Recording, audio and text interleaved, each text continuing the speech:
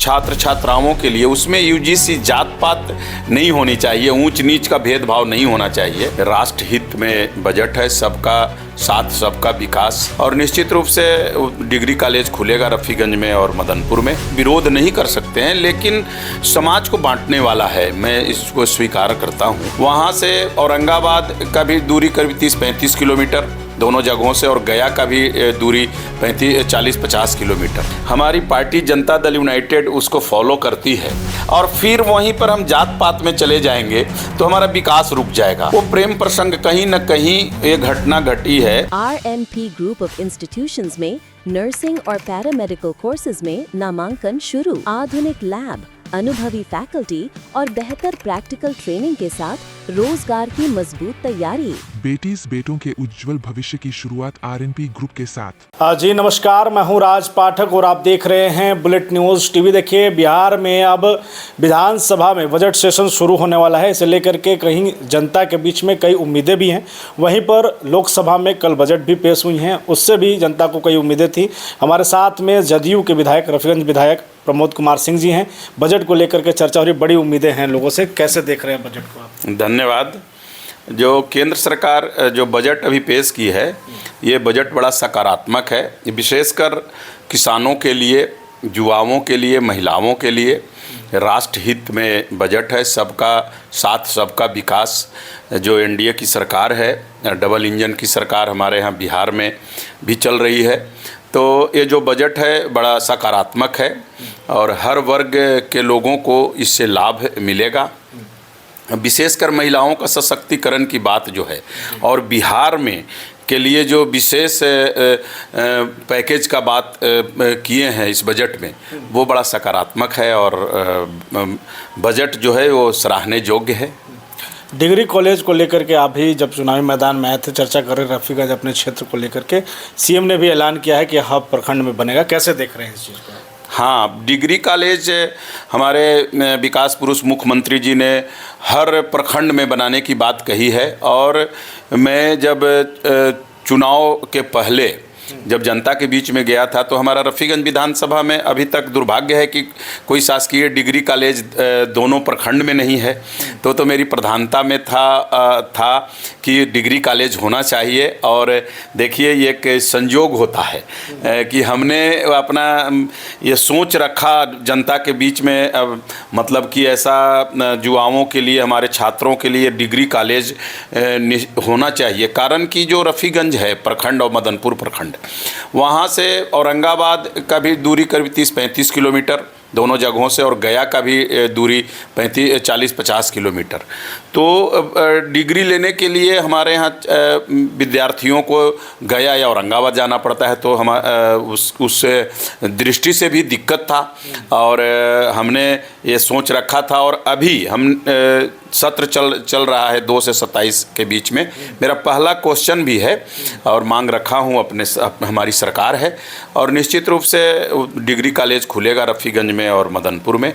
ये हमारा प्रथम प्राथमिकता में है। यूजीसी को लेकर के खूब बवाल हो रहा है देश में। आप देख रहे होंगे, केंद्र सरकार ने एक बिल लाया, उसके बाद से 2 धड़े में लोग बट गए। कुछ लोग कह रहे हैं कि किसी का समर्थन कर रहे हैं, कुछ विरोध कर रहे हैं। आपका क्या पक्ष है, क्या कहेंगे? सुप्रीम कोर्ट ने चूँकि स्टे लगा दिया है इस पर, तो क्या रहा है? यूजीसी जो है, ये जो सरकार की सोच है, वो जैसे हम लोग सरकार में हैं, अब सरकार का विरोध नहीं कर सकते हैं, लेकिन समाज को बांटने वाला है, मैं इसको स्वीकार करता हूं। और विशेषकर जहां शिक्षा संस्थान है और विद्यार्थियों के लिए, छात्र छात्राओं के लिए, उसमें यूजीसी जात पात नहीं होनी चाहिए, ऊंच नीच का भेदभाव नहीं होना चाहिए। और इसका तो मैं वो यूजीसी का निंदा करता ही हूँ। और वो देखिए, अभी संज्ञान में ले लिया सुप्रीम कोर्ट, हमारा सर्वोच्च न्यायालय है, उस पर अभी स्टे लगाया है। और ये जो बिल था, ये बिल थोड़ा सा समाज में विरोधाभास निश्चित है। कारण समाज को एक बनाने का हमारी सरकार की जो सोच है, विशेषकर जनता दल यूनाइटेड, हमारे विकास पुरुष नीतीश कुमार जी का, सबका साथ सबका विकास, और जात पात और धर्म से ऊपर उठ करके वो विकास पर भरोसा करते हैं। तो वो यूजीसी के पक्ष में नहीं है, कारण समानता लाना है जो हमारा संविधान कहता है।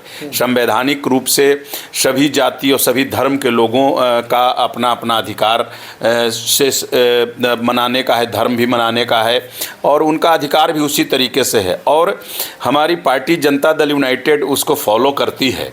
तो हम लोग तो इसका कहेंगे कि यूजीसी में जो सुप्रीम कोर्ट अभी किया है उसका स्वागत है कि ऐसा कहीं कोई दंगा मतभेद या कहीं कोई बात न हो जो कोई एक धड़ा नाराज हो और उससे जातीय उन्माद, धार्मिक उन्माद फैल करके सांप्रदायिक रूप ले ले। तो यूजीसी लाना नहीं चाहिए था और लाया तो सुप्रीम कोर्ट ने संज्ञान लेते हुए उसका स्टे लिया, उसका स्वागत करता हूं। कहना है कि इसमें जो भेदभाव, जातीय भेदभाव झेलना पड़ता है लोगों को, इसके वजह से ये केंद्र सरकार ने प्रस्ताव लाया, लेकिन सुप्रीम कोर्ट ने कहा कि बदलाव होने चाहिए, अभी भी हम उस सोच में नहीं रहना चाहिए क्योंकि आज़ादी के 70 साल हो गए, 75 साल। तो आपको लगता है कि संशोधित होना चाहिए? निश्चित रूप से संशोधित होना चाहिए। अब डिजिटल युग में हम लोग जा रहे हैं। भारत जो है डिजिटल भारत का हम लोग सपना देख रहे हैं 1947 तक, और फिर वहीं पर हम जात पात में चले जाएंगे तो हमारा विकास रुक जाएगा। फिर हम डिजिटल इंडिया की बात नहीं कर सकते हैं, समाज में समानता की बात नहीं कर सकते हैं, फिर वहीं उलझ के रह जाएंगे, जात पात और धर्म पे आ जाएंगे। कारण यहाँ अनेकताओं में विविधताओं में एकता, मतलब हमारा संविधान कहता है। तो फिर जब एक तरफ जातिवाद की बात आ जाएगी तो वहाँ एकता कहाँ बनेगा। एक सवाल और है, अभी पूरे बिहार में क्राइम को लेकर के चर्चा में सरकार है कि गृह मंत्री अब नीतीश कुमार नहीं हैं, सम्राट चौधरी हैं। आपको मालूम है कि नीट छात्र जो हत्या, अभी आत्महत्या और हत्या का मामला चल रहा है जिसमें दुष्कर्म के मामला सामने आया, क्या राय रखते हैं? कानून व्यवस्था वाकई में मजबूत है? क्योंकि पहली ही बार में ये सरकार, नई सरकार बनी है, सीबीआई को मामला ट्रांसफ़र करने के बाद क्या बिहार पुलिस उतना मजबूत काम नहीं कर रही है? नहीं काम कर रही है। सरकार जो है, जो प्रशासन जो है, पुलिस विभाग जो है सशक्त है। और देखिए जो नीट बच्ची के साथ जो दुष्कर्म और हत्या की बात जो कही जा रही है, वो प्रेम प्रसंग कहीं न कहीं ये घटना घटी है।